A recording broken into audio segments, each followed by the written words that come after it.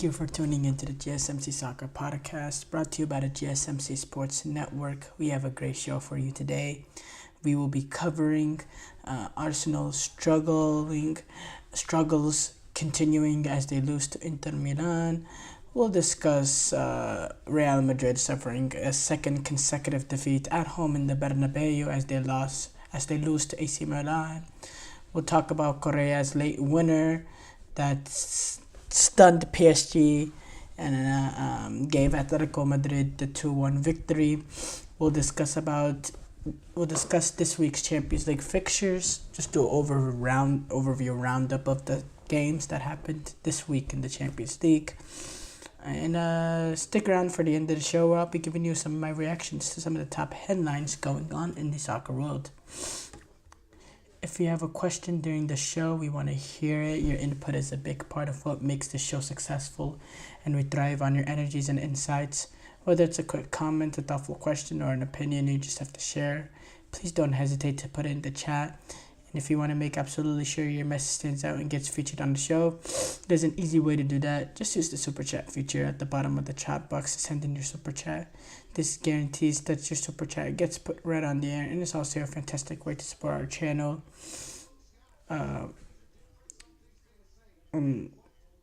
We really couldn't do what we do without your amazing support. We're so thankful to have you as part of our community. So hit that super chat button. Let us know what you're thinking. Hit that super chat button. Let's keep the show as interactive and exciting as possible. And if you prefer, you can always go to the gsmcpodcast.net to tip, donate, or leave a comment or question there. We really couldn't do what we do without your amazing support, and we're so thankful to have you as part of our community. So, we have to start off though.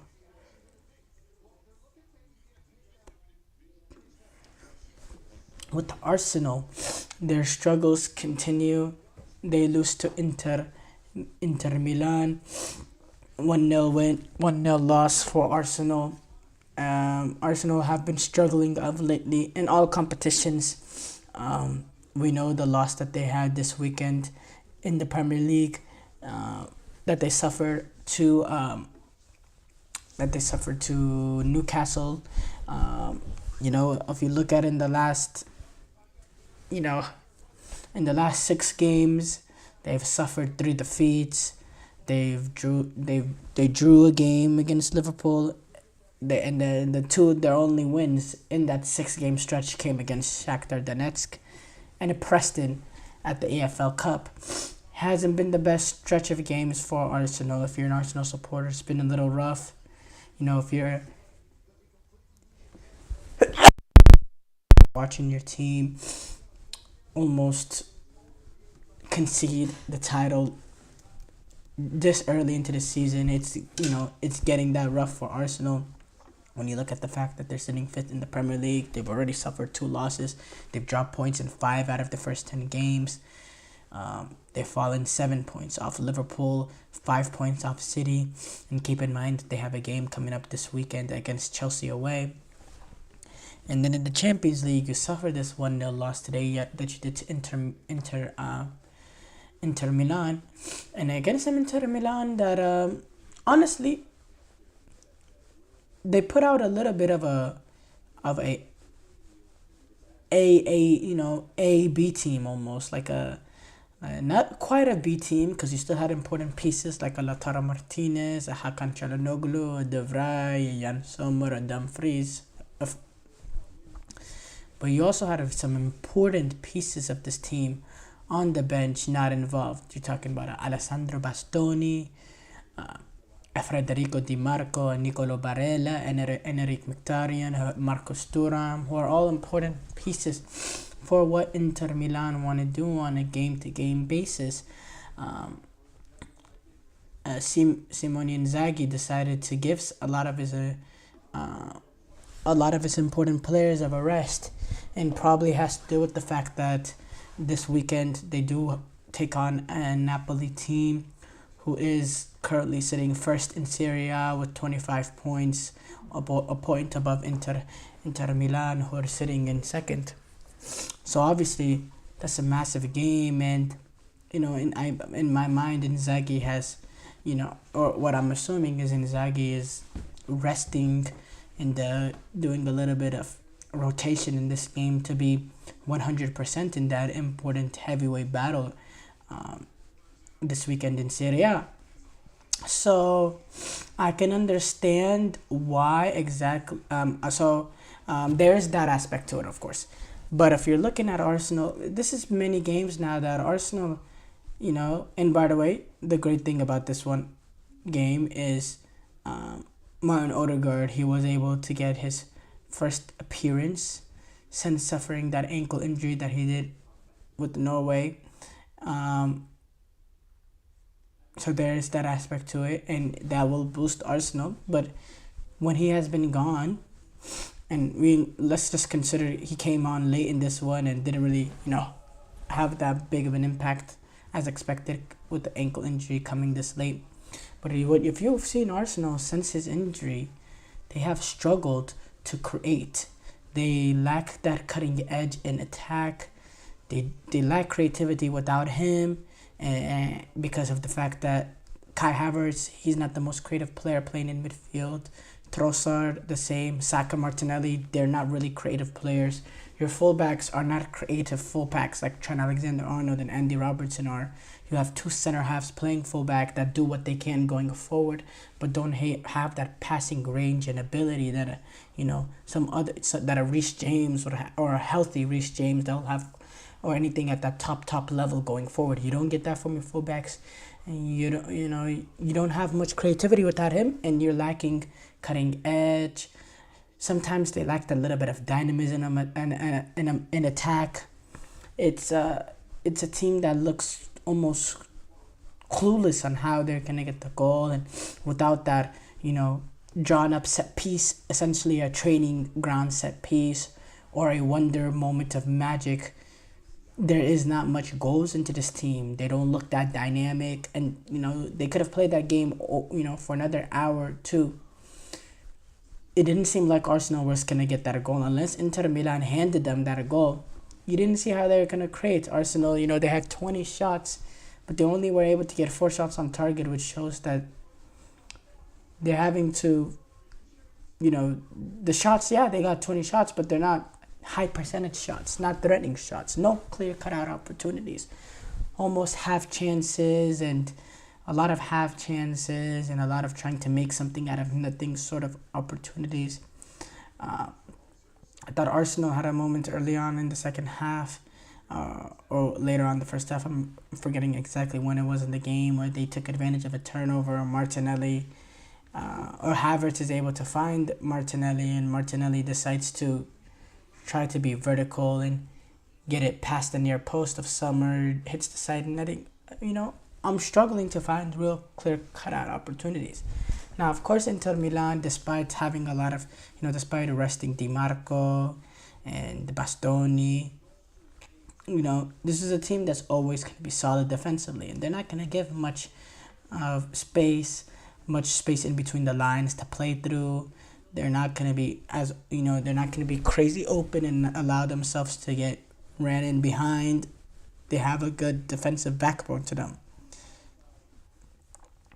And it was always going to be that way. You have the quality as well from Lautaro Martinez that could be threatening. And yes, this wasn't the first team for Inter Milan, but when you're playing against this Arsenal team, you get that one moment. That one moment may be enough, and turns out that moment came from the handball from Mikel Merino, in which, look, that led to the penalty with Taremi's back flip. Look, I have sympathy for those close range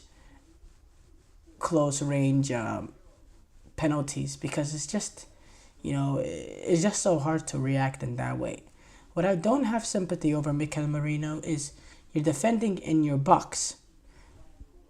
Why do you, yes, I understand you need to move your arms to create leverage, but he has his arm hand out like this.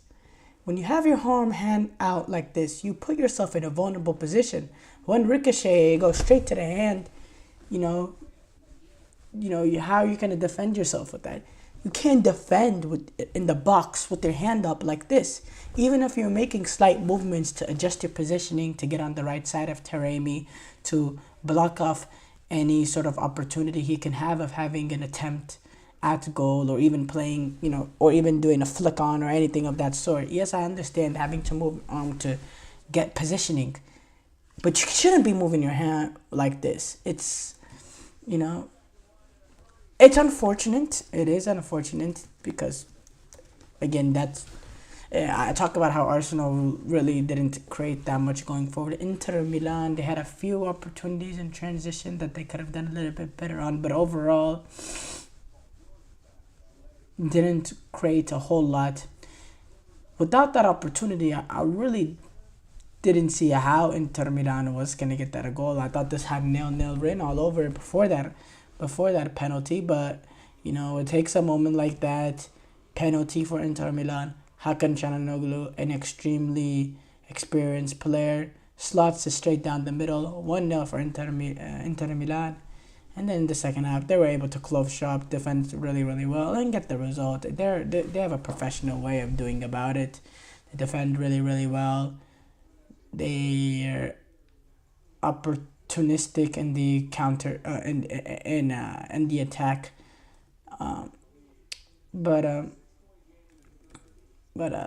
Yeah, for Arsenal, I said the same issues again. The lack of creativity, like not being able to create much. They had that opportunity from Saliba on a corner kick that he could have done better on. There was also another opportunity from Gabriel, a flick on.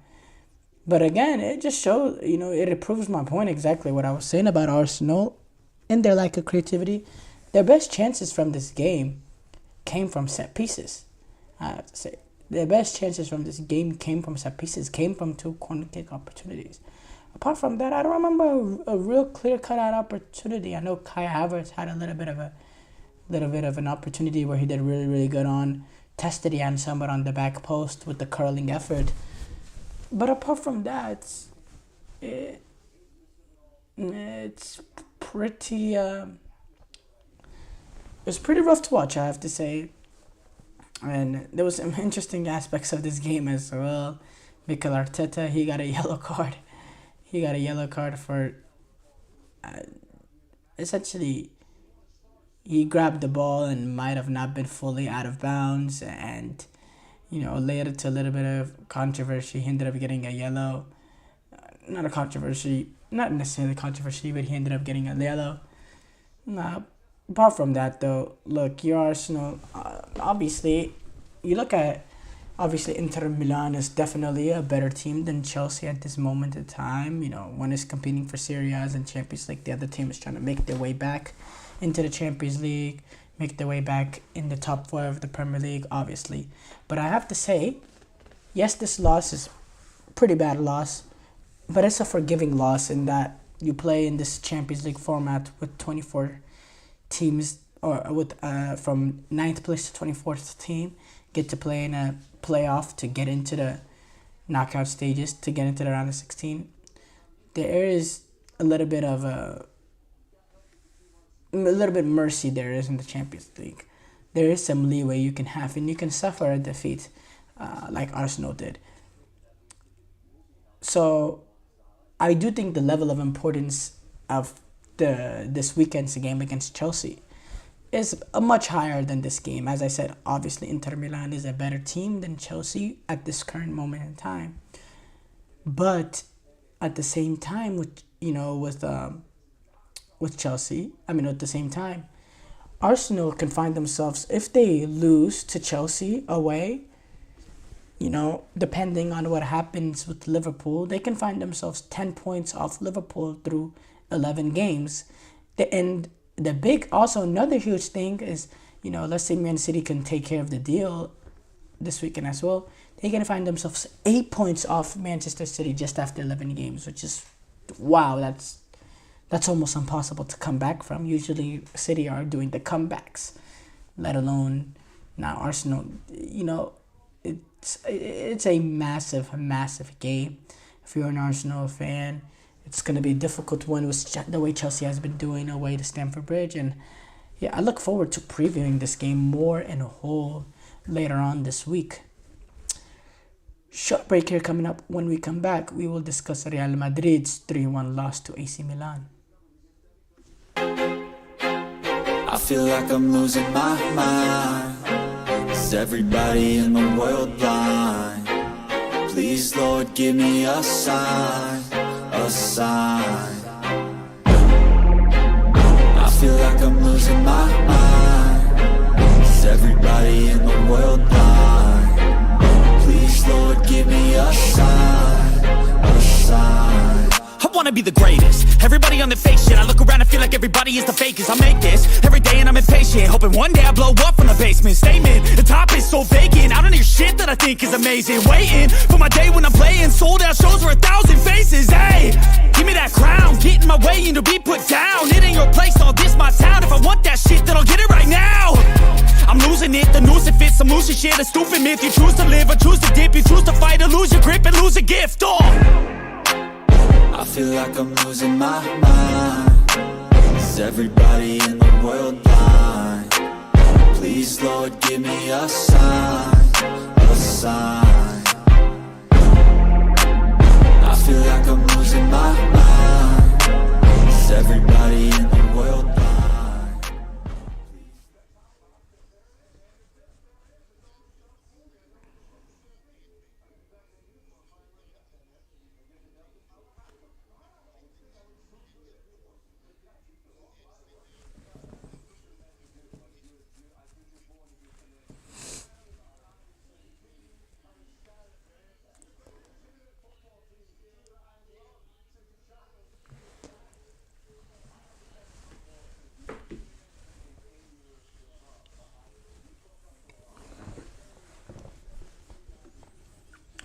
Before the break, we discussed Arsenal's struggles continuing as they lose to Inter Milan. We move on to discuss Real Madrid. They have suffered a second consecutive defeat at the Bernabeu as they lose to AC Milan. Frustrating loss for Real Madrid. Last two games have overall been really, really frustrating. They suffered that 3-1 loss to AC Milan. They lost 4-0 to Real Madrid. And you go back to the third game before that, Borussia Dortmund really got dominated in that first half and was losing 2-0. Now Real Madrid went on to score a ridiculous 5 goals in that second half and turned that first half thumping into a second half embarrassment going the other way. But maybe there was a little bit of signs that we should have taken from that game and some of their early season struggle, that this Real Madrid team is not as good as they are last season, not yet at least. And in these last two games, that theory has been proven almost, to say, it was a really bad loss that they suffered to Barcelona. Really shocking the way they got thumped at home, and now in the Champions League, in the league that they're fortress in, they lost to AC Milan 3-1, and they deservedly lost to AC Milan. I thought AC Milan looked more energetic, looked more lively, had more cohesion, had better cutting edge, looked more like a team, defended better. And it was shocking to see. AC Milan has not had that great of a season this season, I have to say. You look at Serie A, they're currently sitting 7th in Serie A. They've dropped points in, 5 out of their first 10. 5 out of their first 10. They've been pretty poor so far in Serie A. They have moments where Paulo Fonseca has been under pressure as well. So, and I've watched them play now quite a few times this season. I watched them play against Inter Milan. I watched them play against Liverpool. I watched them play against Lazio. I watched them play against Napoli. And now in this game against Real Madrid. I have to say, this game, they have been the most impressive one. which is a little damning if you're a Real Madrid fan. I think this is the game that they put out their overall best performance so far, and maybe this is a turning point for them this season to really get it turned around, to get themselves back into the top four and potentially go on a run in the Champions League, because before this game they were sitting on 3 points of their first three games. They were in a little bit of a vulnerable position. I believe they lost the first two Champions League games, but now they're sitting in 6 points after 4, which is not great, but it puts them in the midst of a position to play a knockout stage game in January to get into the round of 16. They're level on points with actually Real Madrid, who are also sitting with 6 points from their first 4 games. With this loss and then the loss that they suffered to Lille, which is, look, obviously the context of this loss, it's a bad loss if you're a Real Madrid fan, because you're having to take you're having to have basically almost a perfect last 4 games to put yourself in a position where you get a home, where you get a automatic qualification into the round of 16. If you're a team like Real Madrid, if you're a team like Manchester City, if you're one of these, great teams in Europe, a Liverpool, a really great team in Europe, you want to put yourself in a position where you don't have to play any unnecessary games in January, that you can go automatically into the round of 16. And to do that, you have to be in the top 8. Right now, Real Madrid are sitting 18th. So the ramifications of this loss is huge in that manner. If you're a Real Madrid team, you do not want to play unnecessary games. You're a team that is competing in La Liga, competing in Champions League. You're a high level of a team, and you shouldn't be playing unnecessary games, if not necessary. That's not what Real Madrid. And it's weird because this is a new format and we don't really know what to expect. But, it'll be a very big disappointment if Real Madrid have to play 2 unnecessary games in January. And that, look, as far as their performance against AC Milan as a unit, there should be some concerns if it are Carlo Ancelotti. As he said himself, should be some concerns. Didn't have one goal outside of that penalty, didn't score a single goal outside of the penalty, didn't create much from open play. Looked pretty easy to play against in the defense. I thought the way that they were cut apart on that Reinders' third goal says a lot on the current stage of this Real Madrid team. They're too easy to play against. It's too easy to play through their midfield, which is confusing, because you have Tchouaméni in there at that point where the penalty happened. You had Camavinga in as well. There is some and Valverde. There is some athleticism in that midfield, but for some reason they're just easy to carve up. They're easy to control in there, and for me, I was very alarmed by that. I was very alarmed by how they have no balance in the attack as well. Mbappe, Vinicius, they don't look. There's no cohesion with that front two. You're thinking that it can be fluid and they can interchange and all that, but there is no fluidity now. I think Carlo Ancelotti decided Rodrigo is better off the bench now, and he wants to go with Vinicius and Mbappe up top and allow them to be fluid, but it's just not working. They're not picking up spaces that can put. Kylian Mbappe is hardly even getting involved. In the certain moments he is getting involved, he's not being clinical when the opportunities come, and he's not being assertive enough. And again, the fact that he's not even getting involved is concerning and should be alarming. I'm asking Mbappe, what is to blame now? What do you have to blame now? There's been a lot of stops, not a lot of stops, but there's been other moments in his career that he's been able to have excuses over, or he's been able to finger point and deflect. But now Mbappe is coming into a team that is proven they are Champions League worthy without you. So you have to go and make it work. They don't need you. They're not gonna throw everything bedside for you. And Mbappe so far has been failing the test at Real Madrid. He's been having a poor season. And if you look at the statistics, I believe he has 6 goals in La Liga so far. No, not 6 goals so far in La Liga this season in 10 games, which is not a horrible stat line. 7 goal and assist contributions, or 9 goal and assist contributions. And wait, did I do the math right? 7, 8, 9, 10 goal and assists of contributions in 15 games, which is not the worst statistics. But if you look at the performances, especially in the games that he's struggling in, especially against the top level opposition, he's struggling to even get involved. And it's starting to, I've always thought he was, but it's starting to make other people also question, is Mbappe the problem? Is Mbappe an issue? Is Mbappe overrated? Can he be blamed for Real Madrid's early season's woes?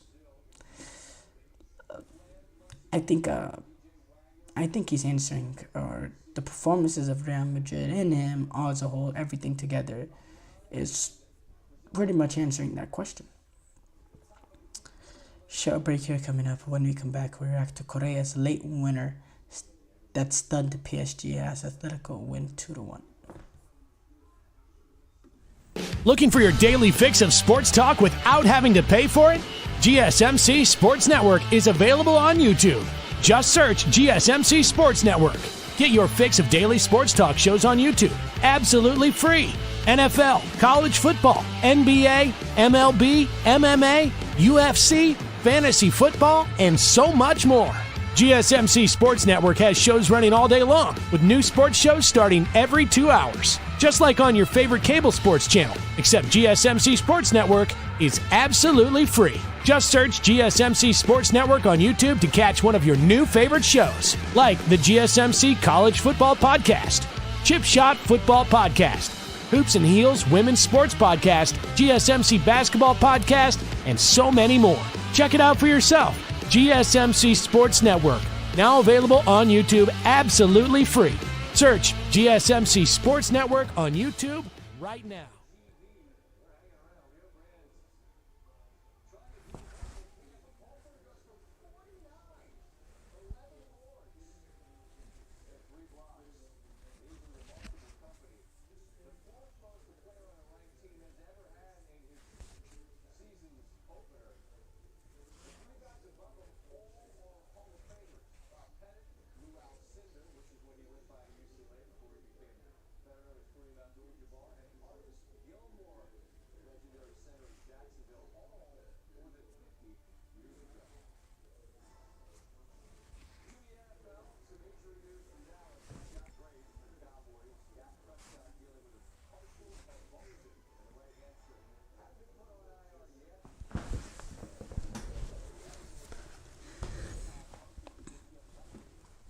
Before the break, we discussed Real Madrid suffering their second consecutive defeat at the Bernabeu as they lose to AC Milan.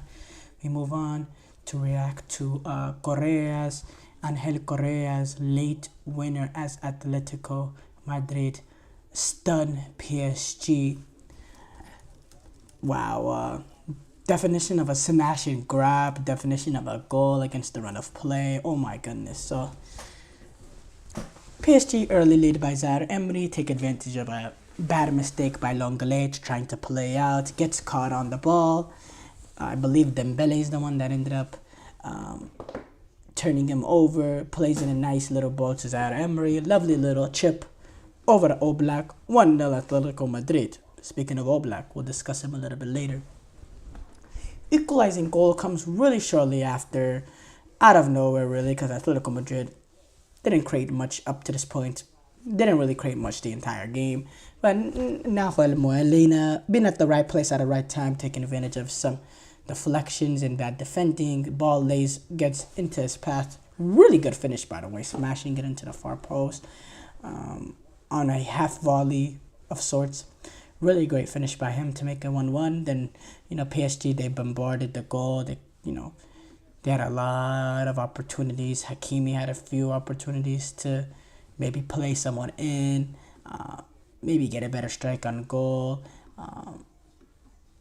They look like the main protagonists. They had 22 shots of the game, despite Atletico Madrid 9 shots on target for PSG, 3 shots on target for Atletico Madrid. It was all dumb, especially in that second half. If anyone was going to get the winner, it was dumb. Hakimi has a really good opportunity again. Ends up drawing a corner kick. You're thinking, okay, this is PSG.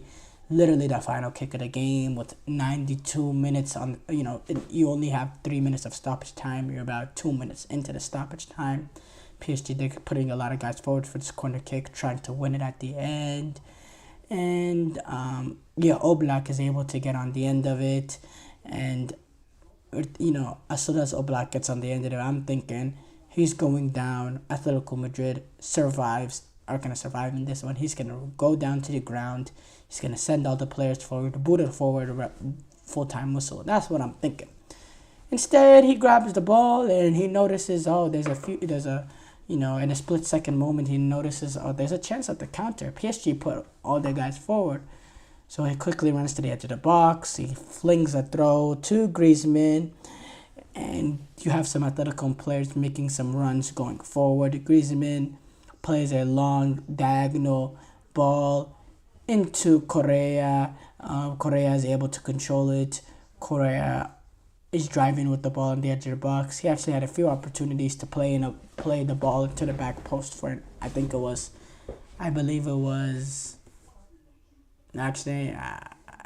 Lino. Probably was on the back post, someone of that sort. He decides to cut onto his left foot, take a shot at a goal. Donnarumma couldn't save it, and out of absolutely nowhere, Atletico Madrid get that late winner. 3 points for Atletico Madrid, and PSG suffer a horrible, gut-wrenching loss. Obviously, if you're an Atletico Madrid fan, you can't put into words how big of the result this is. You're currently sitting on 3 points after 3 games, and, a draw in this one doesn't do much for you going forward. You need to start racking up wins.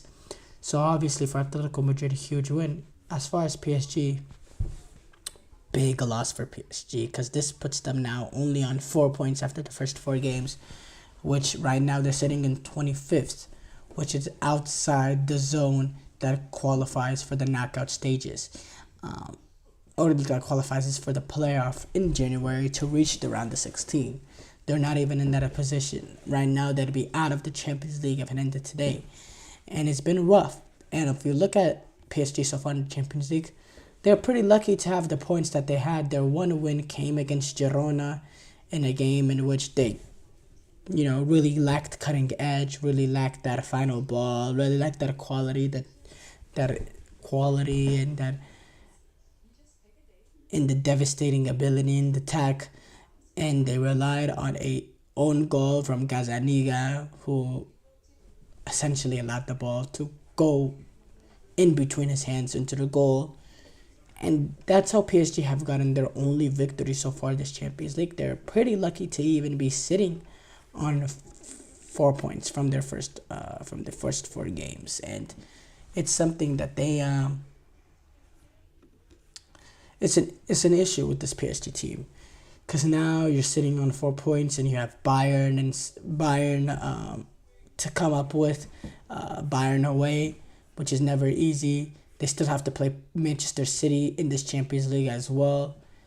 PSG could be in serious doubt, because you're having to play Bayern and PSG already. Your other 2 games are against Salzburg and Stuttgart, which is not the worst games in the world. But Bayern and Man City, with the way PSG has been playing so far in this Champions League, why do you expect them to get anything from any of those 2 games? How can we expect that of them? And they're going to need to get a result in those games because, well, as I said, they're sitting 25th right now. And with this new Champions League format, 25th is not good enough. But again, there's really no format in which 25th is good enough to say the least. And yeah, they need to fix their issues. As far as Atletico Madrid, they survived. They've had a pretty rough last couple of games as well themselves in the Champions League. They suffered that bad loss against they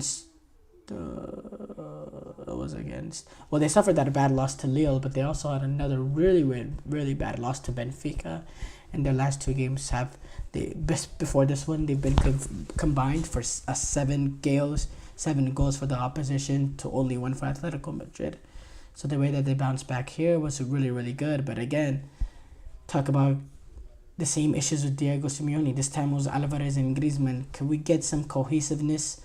Can we get some consistency in terms of the lineup choices? It changes every single time.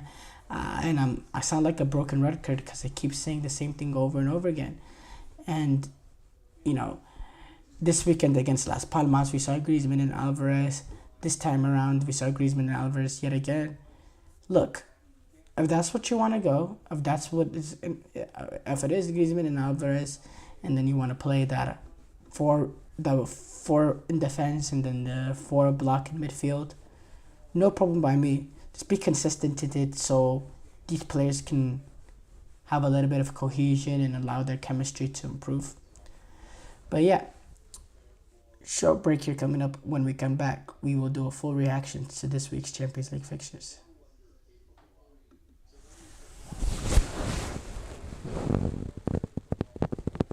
For the best and latest podcasts available anywhere, go to the podcast app on your cell phone and type in GSMC to access free content-rich podcasts on health and wellness, book reviews, sports, entertainment, relationships, social media, movies, technology, finance, and even weird news. Subscribe and download the GSMC Podcast Network's family of shows, available everywhere podcasts are found.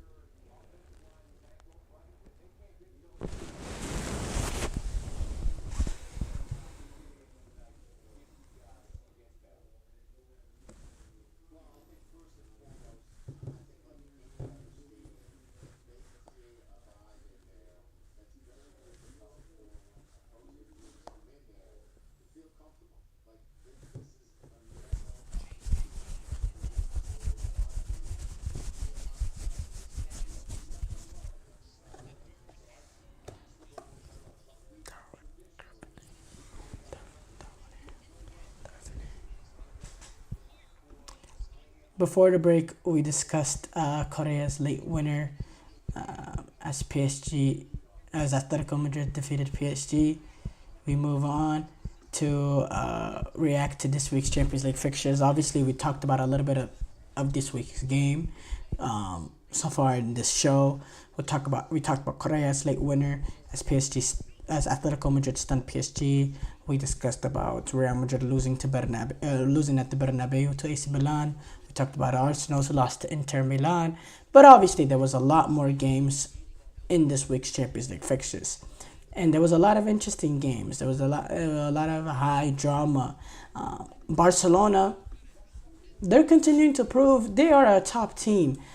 Barcelona, how many games so far this season have they had 5 goals, 7 goals, 4 goals? It's just been the amount of goals that they've scored this season has been ridiculous. They already have 40 goals in La Liga through 12 games. Let me repeat that. 40 goals in La Liga through 12 games.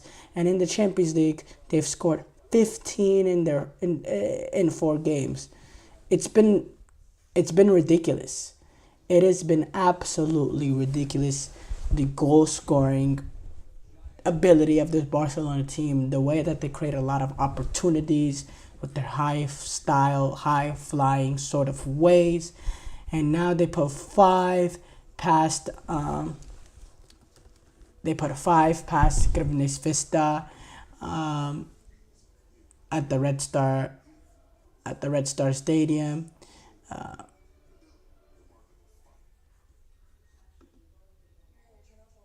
By the way, Grivnes Vista is also referred as Red Star Belgrade.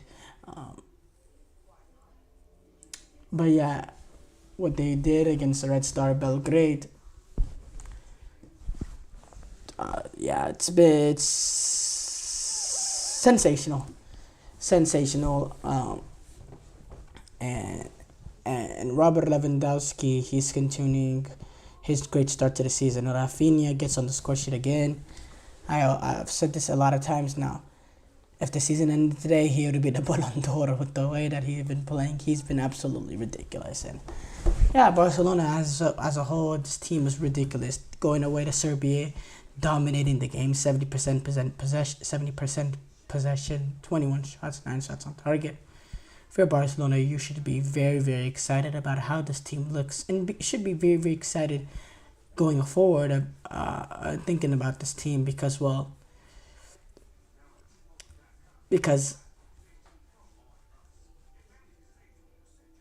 I lost my train of thought.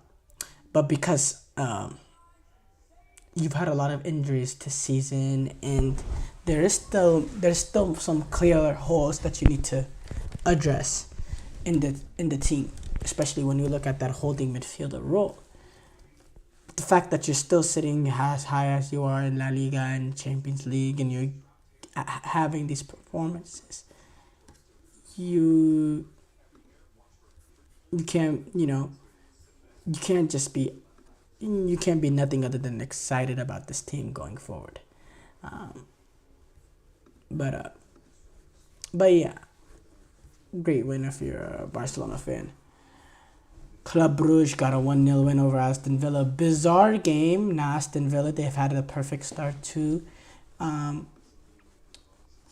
Champions League, 3 wins from 3. But they've been struggling. They entering this game on a 2-game skid, 2 losses that they suffered. They suffered the EFL Cup loss to Crystal Palace, and then that bad loss that they suffered to Villa. They also dropped points as well to Bournemouth on the Saturday before that loss that they suffered midweek to Crystal Palace. So last 3 games, form has been a little low, and they came into this one in that form and really struggled to create that many good opportunities. And then the goal came in the 52nd minute. The handball, which it's a handball, Tyron makes, just brain fart, horrible mistake, and it just leaves too much of a gray area if the referee decides to have sympathy in that moment, because obviously Tyron Winks didn't willingly handle the ball. He didn't realize the ball was in place, trying to readjust it, and yeah, it's at the end of the day, you have to be more aware, and it's a blunder. Unai Emery said it's the biggest mistake. I believe he said something like that, or he said it's a really, really big mistake. But or it's the biggest mistake I witnessed. But yeah, it happens. It's overall, disappointing loss. But if you're Aston Villa, you should be able to recover from this. Shakhtar Donetsk 2-1 win over Young Boys.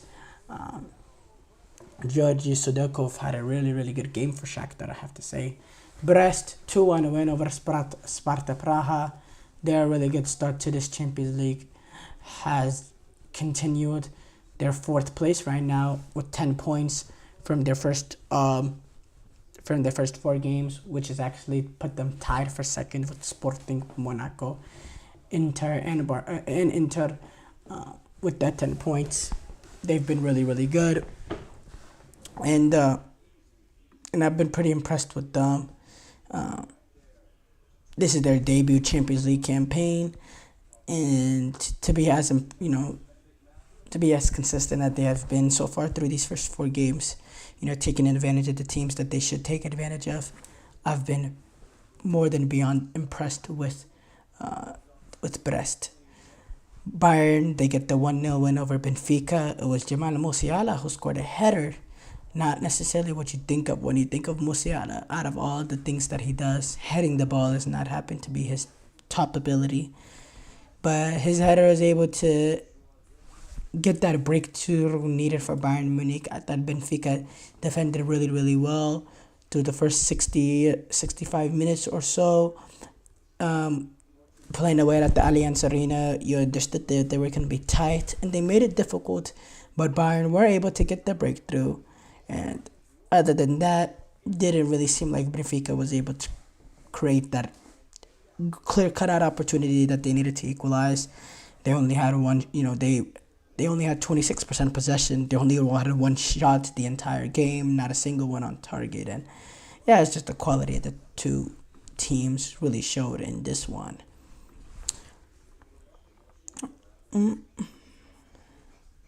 Salzburg 3-1 win over Feyenoord. Karim Konate getting the player of the match for Salzburg as they win in this one. Atalanta 2-0 win over Stuttgart.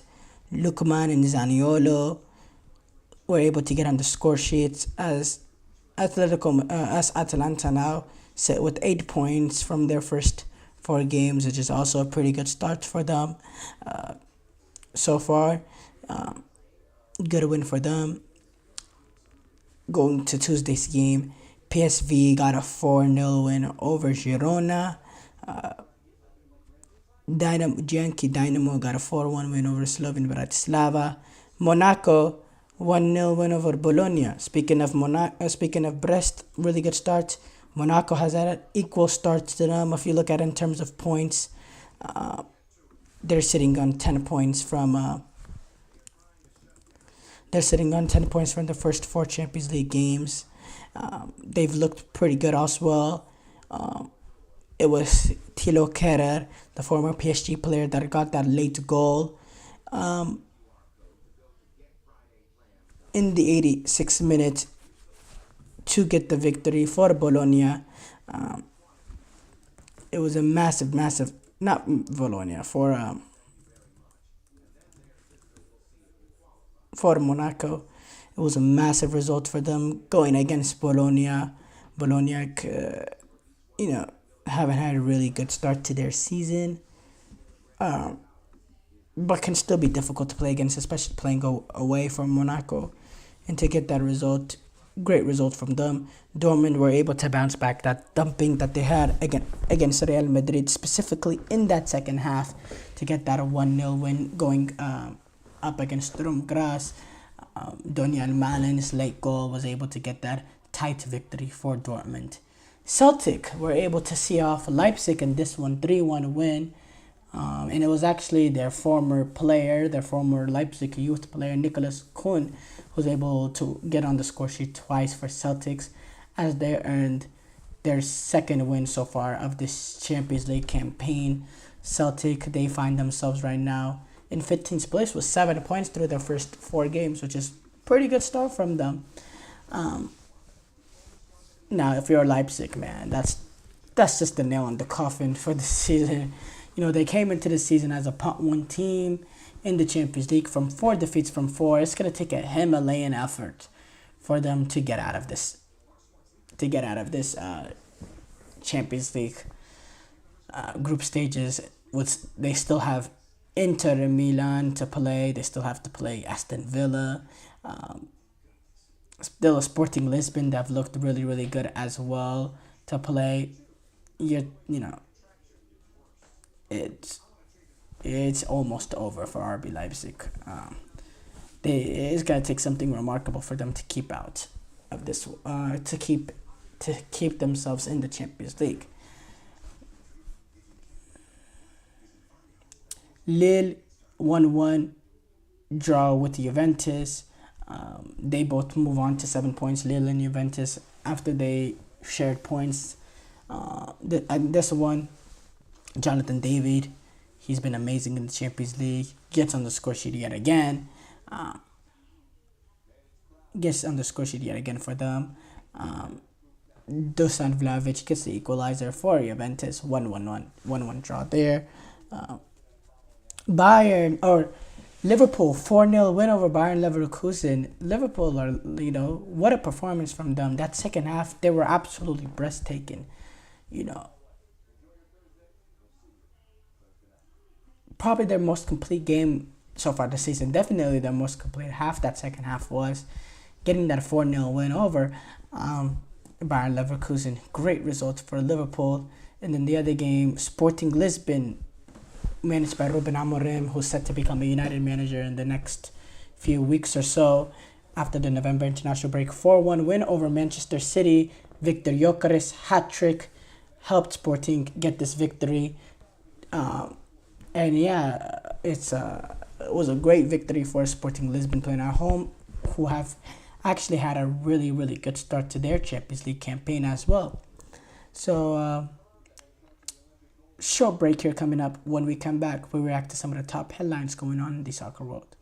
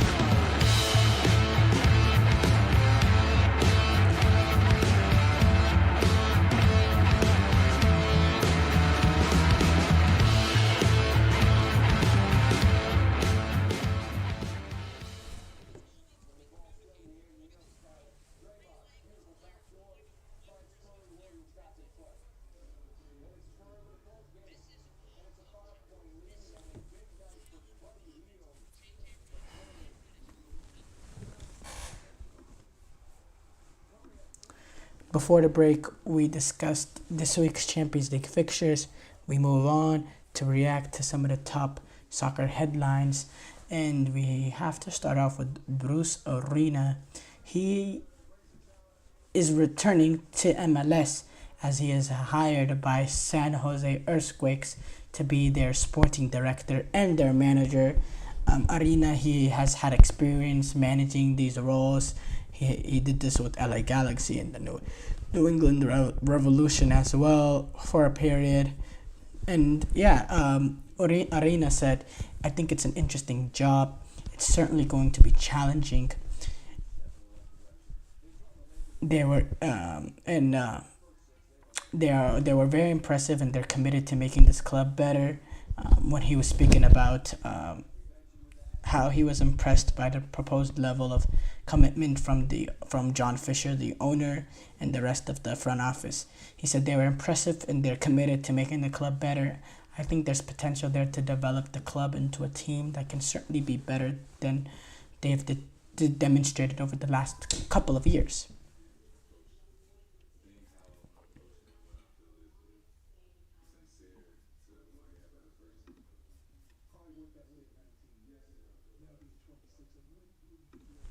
Tyrone Ming,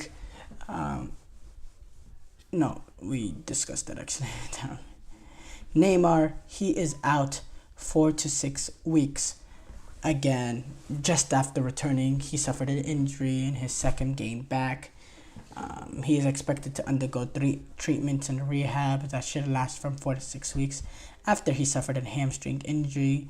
Al Hilal confirmed this on Wednesday, and also it has really intensified some speculation over Neymar's future with Al Hilal. Look, Al Hilal has spent a lot of money on Neymar, and the investment has not been recuperated. Of course, he has spent his entire time at Al Hilal up to this point rehabbing, and obviously, Al Hilal has to start getting frustrated with that, because that's a lot of money that they spent, not only to get him because they had to pay a transfer fee, but a lot of money that they're paying Neymar on his wages. And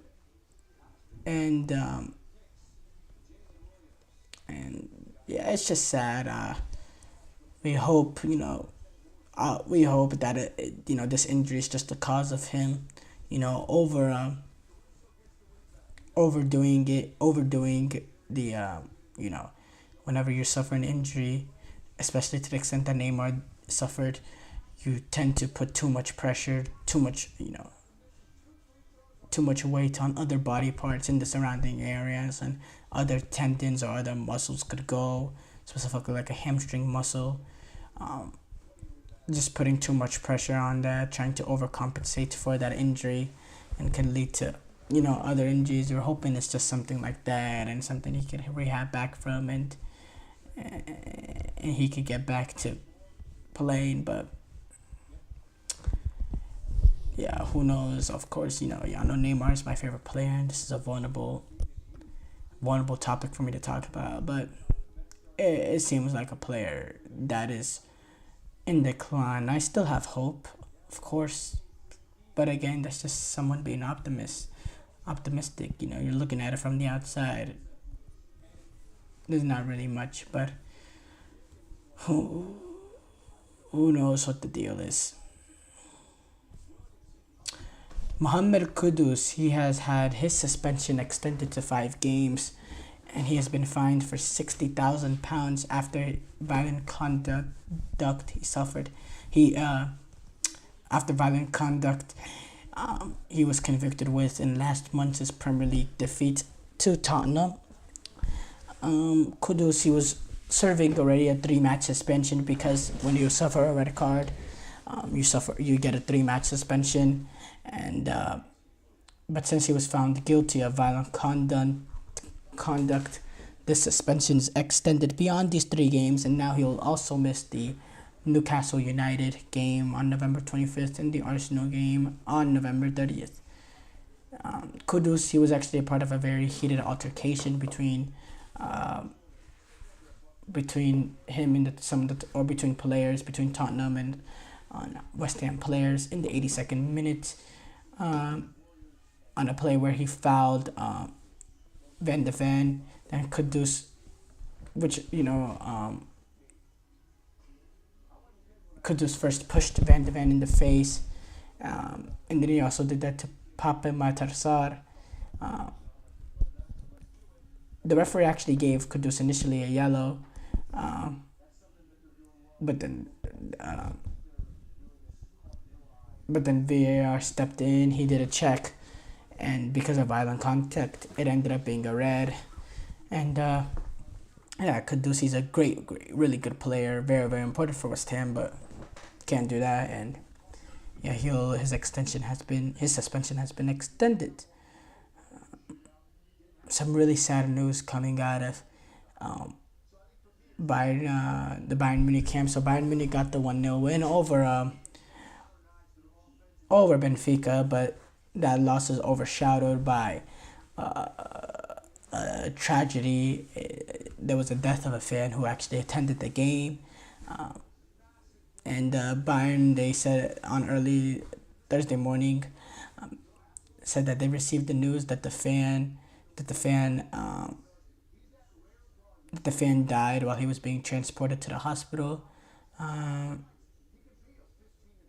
Bayern fans, they didn't sing or chant during the game out of respect for the person.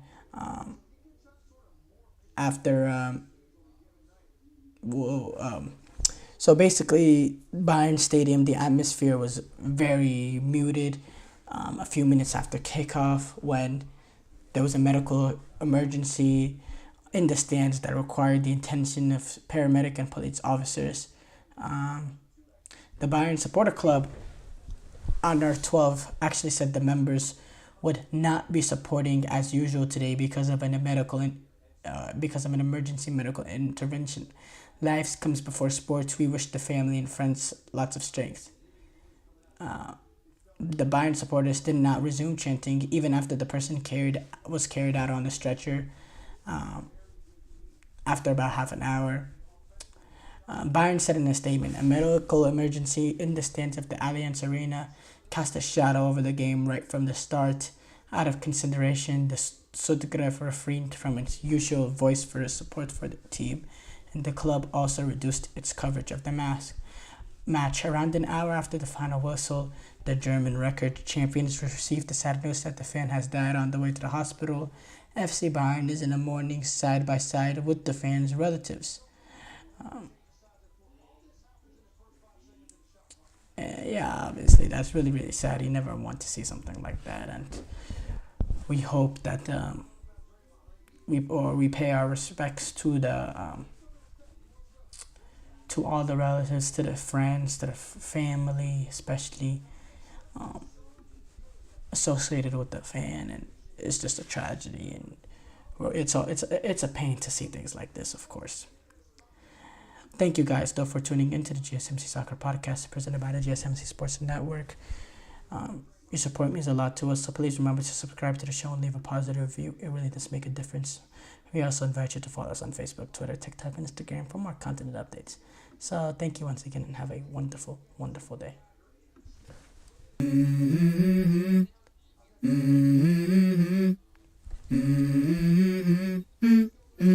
Let's go.